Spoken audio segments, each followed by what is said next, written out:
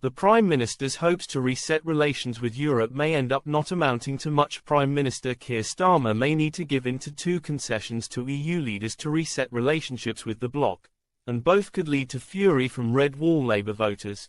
Mr. Starmer has attempted to reset relationships with a number of European nations in recent weeks, including high-profile meetings with French President Emmanuel Macron, German Chancellor Olaf Scholz and Irish Premier Simon Harris.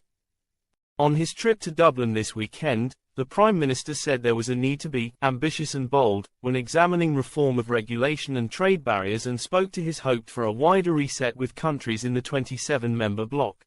However, the Mail reports leaders in Brussels are unhappy with Mr. Starmer's approach of dealing with individual leaders rather than the EU as a whole. One diplomat is cited as saying, "The EU hates the idea of separate little deals because it would damage the EU project. It's all or nothing for them, and there are suggestions Mr. Starmer could leave empty-handed unless he gives ground on key points that may not please Leave voters who return to Labour in the 2024 general election."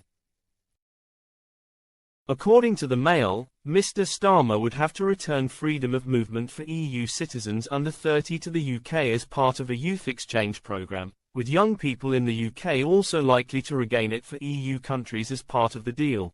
The other concession it suggested was that the Prime Minister would have to exempt EU students from the higher international student fees UK universities charge to other overseas students. Writing for the paper, Glenn Owens claimed, "If Sir Keir agrees, pro-Brexit voters, include those in the northern Red Wall seats Labour won back from the Tories in the general election, will surely revolt."